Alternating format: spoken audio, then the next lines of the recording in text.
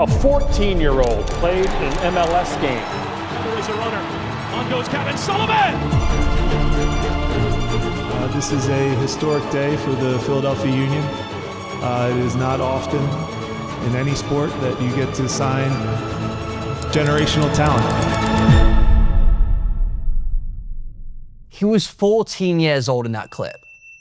14. And the head coach of his team just called him a generational talent in front of every single camera in Philadelphia. Now, I want to show you exactly how that happened, because it didn't start in 2024, and it didn't start with Manchester City writing a check. It started with a problem that American soccer has had for decades, and one family that figured out exactly how to solve it before everybody else. Now, if you've followed US soccer for any length of time, you'll know the frustration. America produces athletes, big, fast, and technically capable players. But historically, we've had a ceiling. Our players develop well domestically, but once they reach the European level, they hit a wall. And that is because of a structural problem: the American soccer pipeline. Youth soccer in this country has been dominated by pay-to-play systems. Expensive, exclusive, and focused on winning instead of the player's development. And Landon Donovan said it best. My next frontier, this will be by far the most important thing I do in this sport, is tackling youth soccer. In our country, as a general statement, it's a complete disaster. It is greedy.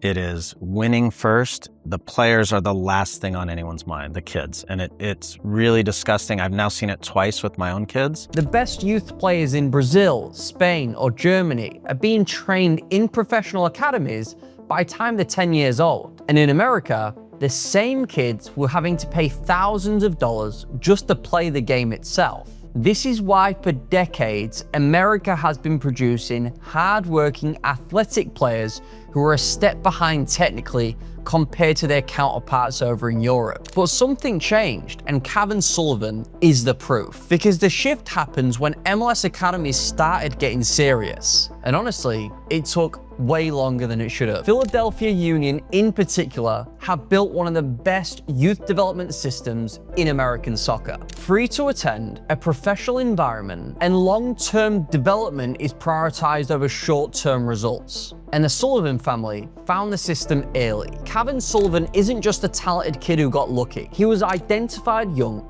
plugged into a professional development environment, and given years of elite coaching before most people knew his name. His older brother, Quinn Sullivan, came through the system years before at Philadelphia Union. That is not a coincidence. That is a family who understood this pathway and positioned Cavan to maximize it. This is the first key to understand, that the system matters just as much as talent.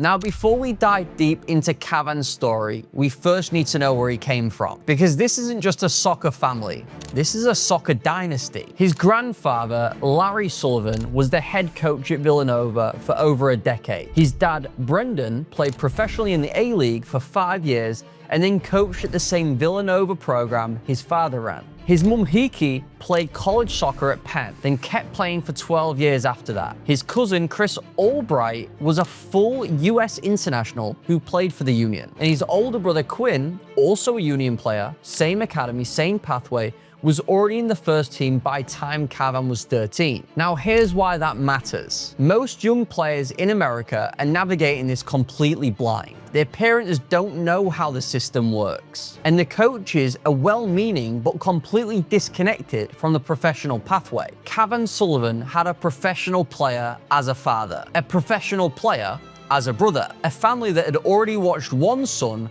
go through this entire journey step by step. He didn't have to guess what came next. He could see it happening in real time, 6 feet away at the dinner table. His Union 2 coach, Marlon LeBlanc, who has known his family for years, said it plainly. Like I said, I've known Cav since he was like 8 years old, and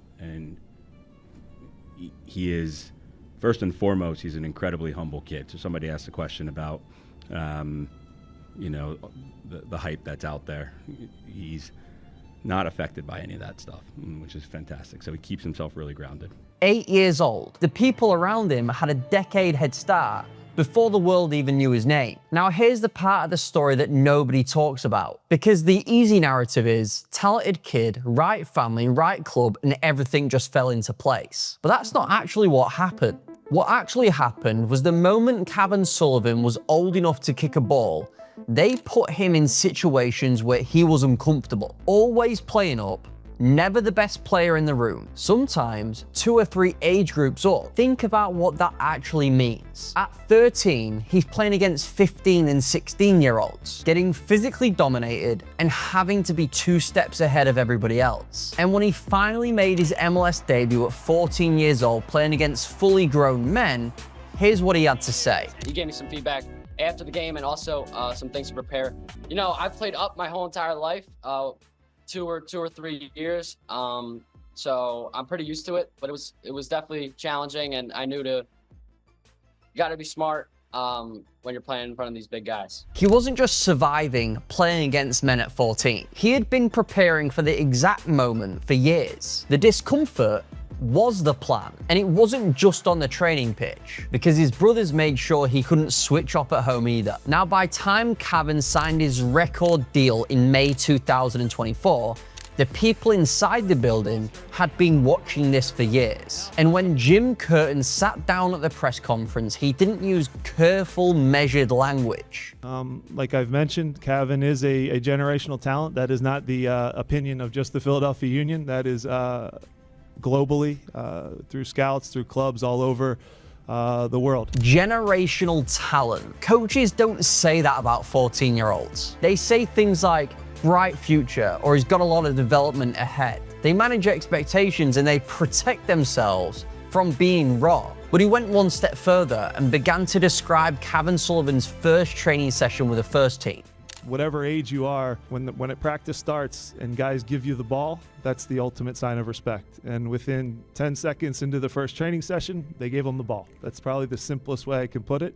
And they gave him the ball more and more as the training session went on. So within 10 seconds, professional players who had been in the league for years, were looking to this 14-year-old and giving him the ball immediately. Then Union's sporting director stepped up to the microphone. Now you need to understand who Ernst Tanner actually is. This is the man who discovered and developed Roberto Firmino, Sadio Mane, David Alaba, and Dominic Szoboszlai, who just won the Premier League with Liverpool. He spent 30 years finding and developing world-class players. And this is what he said about a 14-year-old from Philadelphia. I would say pretty comparable is, and the more famous example for that is when I fetched Dominic Szoboszlai to Salzburg. He was also 14 years of age. Basically, when we agreed in a deal, and that's probably the best practice example. I would say Cavan, in my eyes, is certainly amongst the top 3 talents I have seen in my 30-year range so far. Top 3 in 30 years. The man who found Szoboszlai, Mane, and Firmino is comparing a kid from Norristown, Pennsylvania to them. Now here's the thing about the generational talent label. They've been wrong before. Freddie Adu was called generational. He turned pro at 14 too in the MLS. He was on the cover of Sports Illustrated, and his career never reached what everybody expected. So when Cavan Sullivan is starting to get attached to the exact same words, the natural question becomes, what makes him different? And the answer, according to everybody around him, boils down to one thing. Not his technical ability, even though that's elite. Not the athleticism, because he's actually undersized, sitting at 5'7". It's his mentality. Marlon LeBlanc put it better than anyone. I was asked a question a while ago before we gave him his debut, are you worried about him getting kicked? And my answer was, I'm more worried about the guy on the other side who he's going to go and kick when he goes into the game. And then separately, he said, he will come at you 5 times and you may stop him 5 times, but he's going to come at you the 6th time and he'll get you.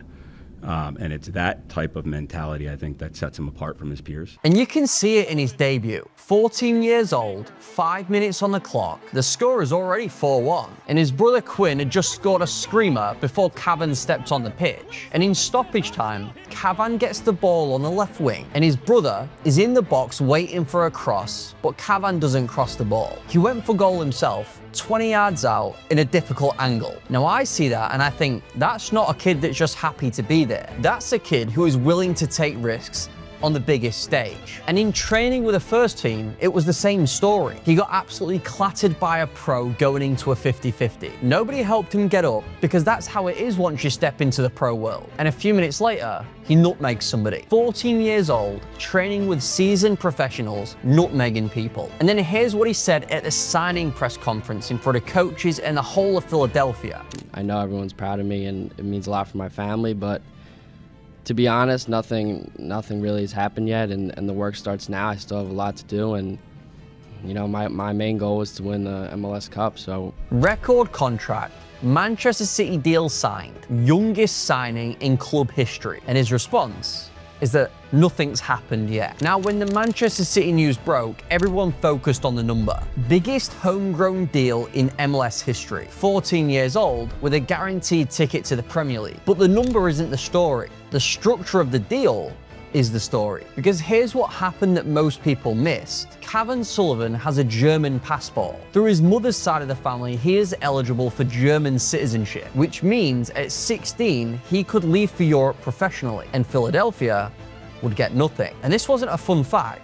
This was leverage. The Sullivan family and union used this to build something that has never been built before. Cavan stays home until he's 18, trains with the first team, and develops on his own timeline. And Manchester City agreed to that structure because they wanted him so badly. And his dad, Brendan, described what it was like sitting across the table from Manchester City's scouting operation. He said that the level of detail Manchester City went into blew his socks off. Between the development plan, the pivot point, the scouting that they had done on Cavan before this all started. The family looked at each other and thought, this can't be real. Ernst Tanner explained what they were actually protecting by keeping Cavan home. I think it was even 2 years ago.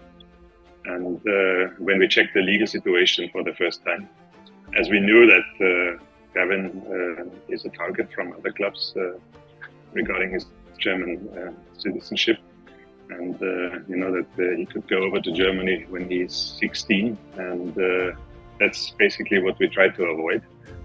We basically need to see what is going on here, and finally we needed to go via the league as well, because you all know that. And finally got the highest homegrown deal ever, which is basically not a problem for everybody, as we are happy to do it. And it's also a great sign for the commitment of our club to our youth development. Philadelphia Union kept him, Manchester City got him, and Cavan Sullivan gets to sleep in his own bed, in his own city, and develop in his own club for the next 3 years. Now zoom out for just a second, because none of this would have been possible 20 years ago. David Beckham moved to LA in 2007, and one of the first things he asked the MLS commissioner was, how many MLS academies do you have? The answer was none. So when I first moved to LA, I turned around to the commissioner of the league and said, how many academies are in the league? He said, none. And I was like, how is that possible? Where do the players come from?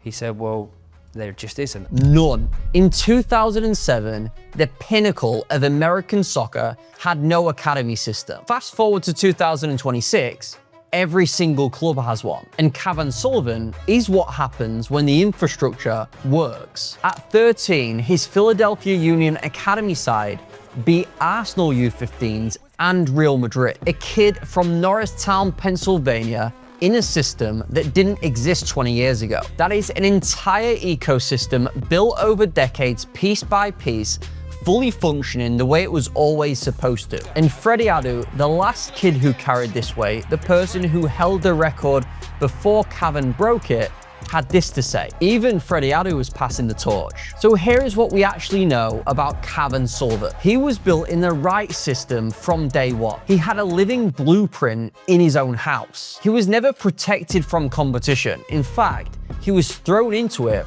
deliberately to put him in uncomfortable environments. His family ultimately understood the structure of the deal, not just the emotion side of it. The people coaching him have used some of the craziest words you can describe a young player: generational talent. And he responded to all of this noise saying nothing happened yet. The Manchester City deal doesn't happen without every single piece of this play. But here's the thing, He is 16 years old. He's got 2 more years at Philadelphia Union. The pressure on him right now isn't just to be good, it's to keep developing, keep himself uncomfortable, and not let the headlines become his ceiling. The story of what Cavan Sullivan can become in this beautiful game is yet to be written. And based on everything I've learned about him and his family, I'd bet on him. Now, if you like this storytelling style of content, let me know in the comments section below. And on the flip side, if you don't like this style of content and you want me to stick to kind of the